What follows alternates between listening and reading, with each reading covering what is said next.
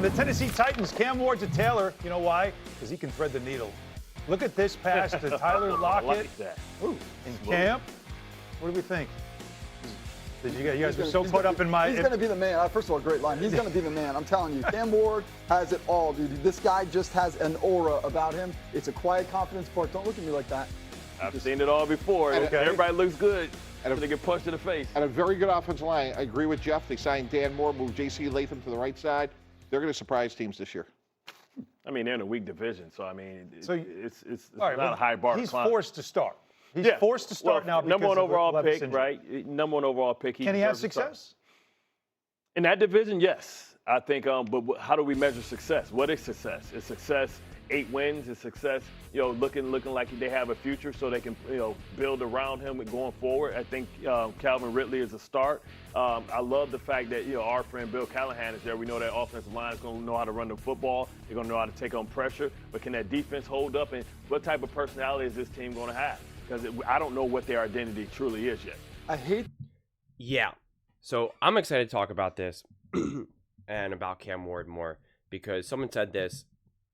I made a video about Shedeur Sanders, and I said, there's so many other stories that we could be talking about. I said, we're not talking about, and I went down the list and I mentioned Cam Ward, and someone said, well, why aren't you talking about Cam Ward?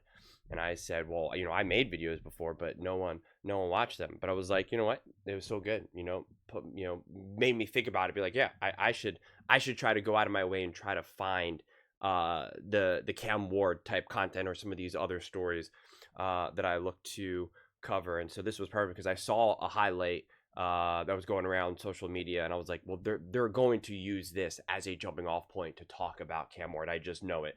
And then lo and behold, here we are Monday. Just such a beautiful layered throw that just those are just some of my favorite throws, honestly.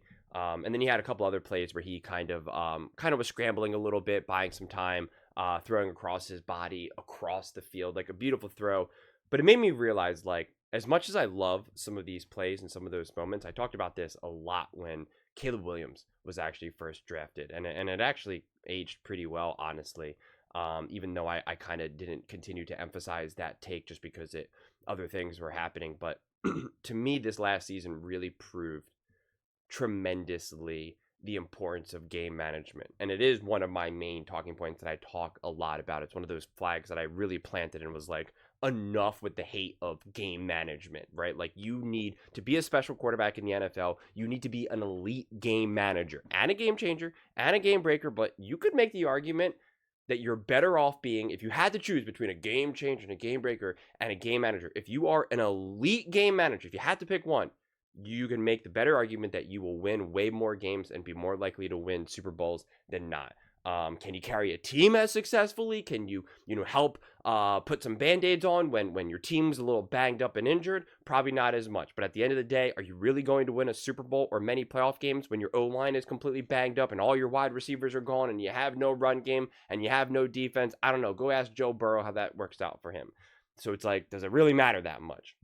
And so when I look at someone like Cam Ward, like, I already know he's going to be able to do some of like the really awesome stuff and some of the really interesting stuff and the really fun stuff and, the things that I always just refer to as like when you're, either playing backyard ball or when you're just playing video games and you're just trying to mess around in Madden or, whatever. And it's just like, I know he's capable of doing that. And it's just like, for me, it's just like, I want to see him do all of these other little things because those at the end of the day matter so much more, right? Can you do the basic fundamentals? And I believe he can, to be very clear. Like, this is me, believing in Cam Ward, but I want to try my best to not get hypnotized and by some of the really exciting plays. I want to look at the more fundamental aspect of what it takes to be successful as a quarterback. And, they asked the question, will Cameron have instant success in the NFL? And then they asked, like, well, what does success mean? And I think Troy Aikman said it best. Troy Aikman, when he was watching Bo Nix, and I think it was against the Chargers, I forget, but one of their games that they had, and he was just like, it's a successful season if you come away at the end knowing that you have your quarterback of the future. And that's exactly what it is. That's all it is. That's all I'm looking for the Tennessee Titans. I'm not trying to be like, wow, how competitive can they be? What can they do with Cam? Like, in various situations, it's at the end of the year, do I feel like that is my quarterback for the future? That's all I care about. That's all any Tennessee Titan fan should care about. Because when you have that solidified, boom, everything else is gravy. And then the rest is now building off of that. Don't get me wrong. It's great to have a year like Jaden Daniels had, and you can turn it around and get to an NFC championship game. Obviously for the Titans, AFC championship game. Even something with the CJ Stroud year where it was like, boom, the Texans were nothing. And then they win a playoff game and all that. All that stuff is great. All that stuff is great. But I really, really, really strongly encourage people to view it through the lens of, I'm just trying to figure out, is this our quarterback of the future? When you know that adds that creates clarity, and you're able to build off of that because you're now coming from a place of stability. You have clarity and stability. Boom, you're good. Now it also highlights any other question marks that you could potentially have. Is that coach actually really good enough? Is the defense, wide receiver, run game, O-line? Like, it starts to clarify all the other things. When you don't have the quarterback position, right, and you don't have, especially a head coach as well, like, it's hard to make sense of anything else. Maybe Will Levis is actually an unbelievable quarterback, but he had the worst head coach ever, which I'm not saying is obviously true because I don't think that's true. But it's like hard to know. You're like, I don't know. Would he be better if we had I don't know. Our coach doesn't seem like he was really controlling the locker room very well. No one seems prepared. It's everything feels like a mess. But when you start to check the basics, everything else becomes so much easier to evaluate, honestly. And quite frankly, I've been talking about this with the Jags a little bit more in the comment section.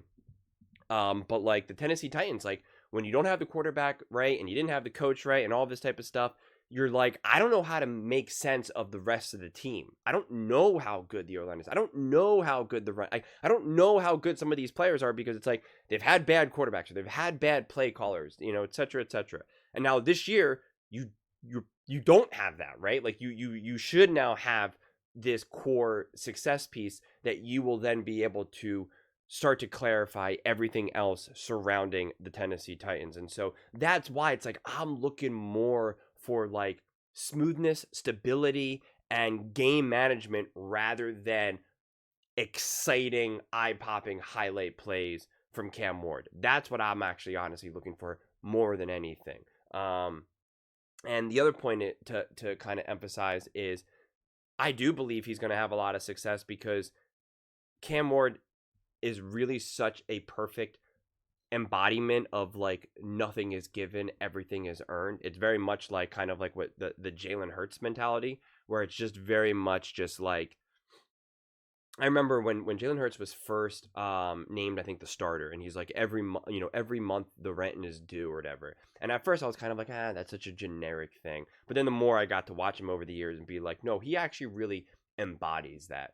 And I really think I think when I look back on Cam, and there was like that kind of that viral moment with him and Shador or whatever. And Shador was like, I forget what he said, but he's like, we should do so and so. And Cam's like, I play football, man. Like, and I just, that's such like an authentic answer, and it's real. It's not just lip service. It's real, and you could just see it. Like Cameron Ward, I don't think he's playing towards success. He's playing to run away from failure. And that's a lot how I live my life, honestly, where it's just like what drives me, what motivates me is the fear of failure, not the glory of success, And I remember I said this to someone recently where I was just like, I want to have the moment. I'm more driven by the moment because I want to be able to cry because I did it, not because I failed to do it. And it's like that feeling of that I could be crying because I failed to do it. That's what haunts me. That's what keeps me up at night, not the glory, not the success and everyone being like, you're amazing, you're amazing, you're amazing. It's that failure.